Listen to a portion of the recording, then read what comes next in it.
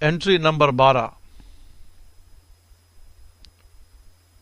بر صغیر ہند میں بہت پہلے سے ہندو مسلم مسئلہ موجود تھا۔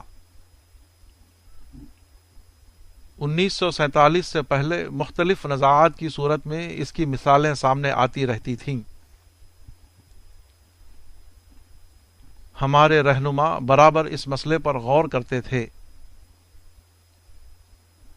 آخر کار اس معاملے میں دو نظریے زیادہ ابھرے، ایک مہاتما گاندھی کا نظریہ، دوسرا مسٹر محمد علی جناح کا نظریہ۔ مہاتما گاندھی کا حل فکری نوعیت کا تھا اور مسٹر محمد علی کا حل عملی نوعیت کا۔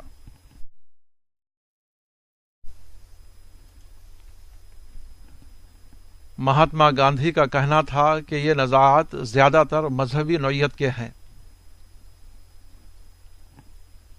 مذہبی اختلافات بڑھ کر جھگڑے کی صورت اختیار کر لیتے ہیں۔ اس کا حل ان کی سمجھ میں یہ آیا کہ لوگوں کو یقین دلایا جائے کہ مذاہب میں کوئی اختلاف نہیں۔ اسلام بھی ایک سچا مذہب ہے اور اسی طرح ہندوازم بھی ایک سچا مذہب۔ اپنے اس نظریے کو انہوں نے ایک جملے میں اس طرح بیان کیا کہ رام رحیم ایک ہیں۔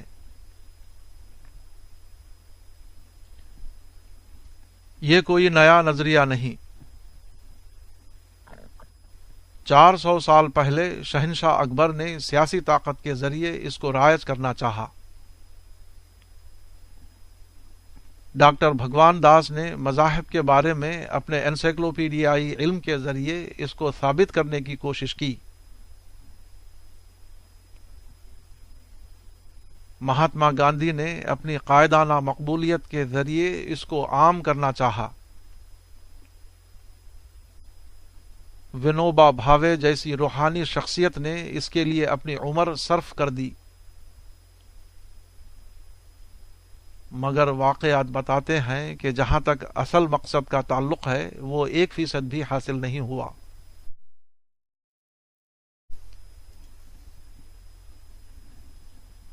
تمام مذاہب سچے ہیں کا نظریہ خود مذہب کی نفی ہے۔ مذہب کا مقصد انسان کو یقین کی نعمت دینا ہے۔ یقین اپنی ذات میں توحید چاہتا ہے، نہ کہ تعدد۔ یقین کسی ایک ہی چیز کو حق ماننے سے پیدا ہو سکتا ہے۔ ہر چیز کو یکساں طور پر حق ماننا کبھی آدمی کے اندر یقین کی کیفیت پیدا نہیں کر سکتا۔ اس معاملے کی ایک مثال خود مہاتما گاندھی کی زندگی میں موجود ہے۔ وہ ہمیشہ اپنے عقیدے کو رام رحیم ایک ہے کے الفاظ میں بیان کرتے تھے، مگر 30 جنوری 1948 کو جب انہیں گولی ماری گئی تو موت سے پہلے جو آخری لفظ ان کی زبان سے نکلا وہ ہے رام ہے رحیم نہیں تھا، بلکہ صرف ہے رام تھا۔ کئی سچائی کی بات آپ ڈپلومیسی کے طور پر کہہ سکتے ہیں، لیکن اگر آپ کو سچائی پر یقین ہے تو وہ لازماً صرف ایک سچائی ہوگی، نہ کہ کئی سچائیاں۔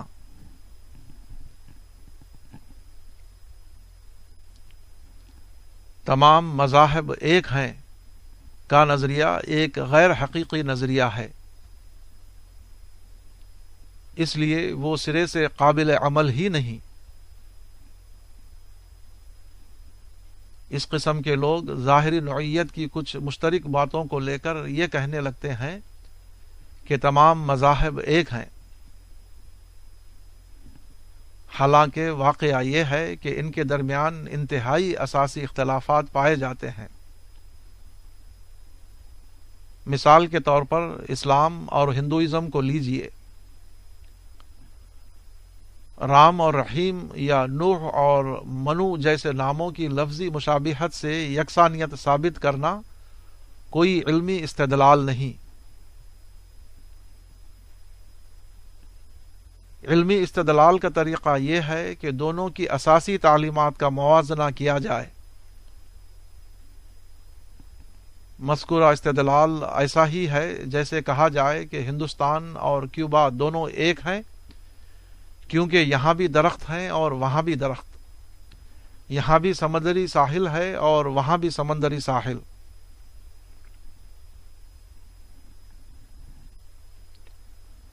میں پورے اعتماد کے ساتھ کہہ سکتا ہوں کہ میرے دل میں ہر انسان کے لیے یکساں احترام ہے، خواہ وہ ہندو ہو یا مسلمان، مگر میں یہ نہیں کہہ سکتا کہ تمام مذاہب ایک ہیں، یعنی ایک مذہب کی کتاب میں جو تعلیم ہے وہی تعلیم دوسرے مذہب کی کتاب میں بھی ہے۔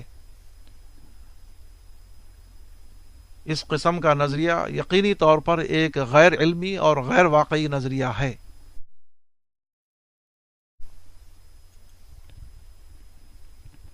مثال کے طور پر ہندوازم میں خدا کی بابت وحدت وجود یعنی مانزم کا تصور ہے، اور اسلام میں اس کے برعکس توحید یعنی مانوتھیزم کا تصور۔ توحید کے مطابق خدا مخلوقات سے الگ ہے، وہ ایک مستقل ہستی کی حیثیت رکھتا ہے، جبکہ وحدت وجود میں خالق اور مخلوق کی علیحدگی کا کوئی تصور نہیں۔ اس کے مطابق ہر چیز ایک ہی غیر مشخص حقیقت کا مختلف اور متنوع اظہار ہے۔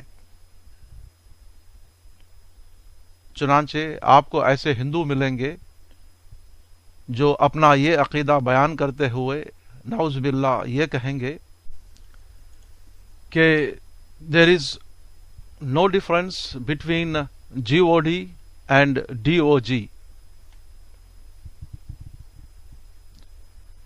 اسی طرح اسلام میں پیغمبر خدا کا تصور ہے، اور ہندوازم میں تجسیم خدا کا تصور۔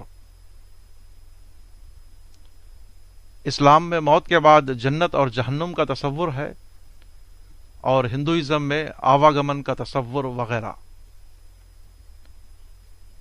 مزید یہ کہ تمام مذاہب ایک ہیں کا نظریہ اہل مذاہب کے درمیان ہم آہنگی کے مقصد کے لیے کسی بھی درجے میں کارآمد نہیں۔ اس کا ایک تجرباتی ثبوت یہ ہے کہ کسی ایک مذہب کے ماننے والوں کے درمیان عملاً آج بھی یہ اعتقادی یکسانیت موجود ہے، اس کے باوجود ان کے درمیان برابر داخلی لڑائیاں جاری رہتی ہیں۔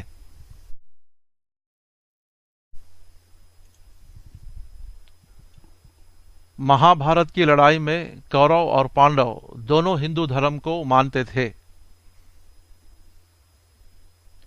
اس کے باوجود ان کے درمیان خونی لڑائی ہوئی۔ پہلی اور دوسری عالمی جنگ کے دونوں فریق زیادہ تر عیسائی تھے، اس کے باوجود ان کے درمیان تاریخ کی سب سے زیادہ ہولناک جنگ ہوئی۔ افغانستان اور دوسرے مسلم ملکوں میں آج جو داخلی لڑائیاں جاری ہیں، اس کے دونوں فریق اسلام کو اپنا مذہب بتاتے ہیں، اس کے باوجود وہ دشمنوں کی طرح ایک دوسرے کے خلاف لڑ رہے ہیں۔ اصل یہ ہے کہ اس مسئلے کا حل مذہبی یکسانیت نہیں بلکہ مذہبی رواداری ہے۔ اہل مذاہب کے درمیان ہم آہنگی پیدا کرنے کا راز باہمی اعتراف یعنی میوچول ریکگنیشن میں نہیں ہے، بلکہ باہمی احترام یعنی میوچول رسپیکٹ میں ہے۔ اس مسئلے کا حل یہ ہے کہ لوگوں میں ٹالرنس کی اسپرٹ پیدا کی جائے، نہ کہ بے فائدہ طور پر یہ ثابت کرنے کی کوشش کی جائے کہ تمام مذاہب ایک ہیں۔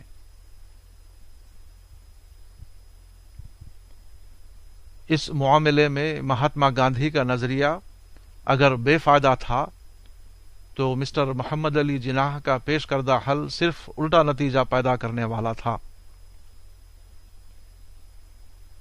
1947 سے پہلے یہ مسئلہ دو بے اقتدار کمیونٹی کے درمیان تھا، کیونکہ اس وقت سیاسی اقتدار انگریزوں کو حاصل تھا جو اپنے سیاسی مصالح کے تحت ہندوؤں اور مسلمانوں میں موازنہ قائم کرنے کا رول ادا کر رہے تھے،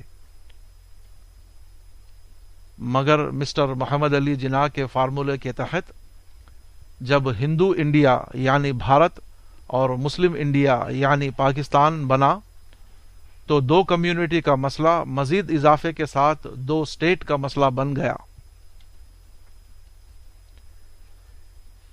پہلے جس اختلاف کا اظہار جلسوں اور مظاہروں کی سطح پر ہوتا تھا وہ اب مسلح مقابلے کی سطح ہونے لگا، یہاں تک کہ بڑھتے بڑھتے وہ ہندو بم اور اسلامی بم تک جا پہنچا۔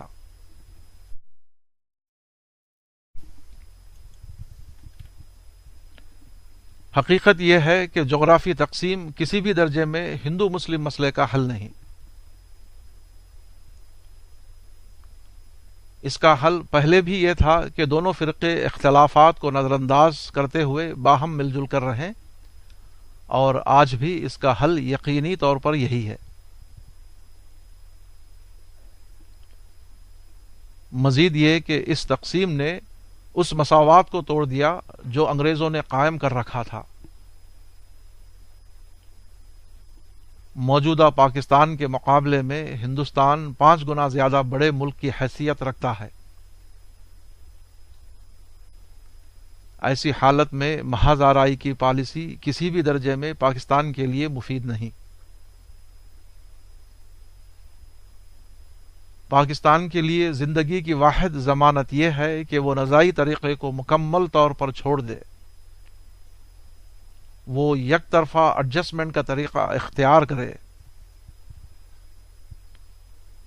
مگر بدقسمتی سے پاکستان میں کوئی بھی بے ریش یا باریش قائد نہیں جو اہل پاکستان کو اس قسم کا حقیقت پسندانہ مشورہ دے رہا ہو۔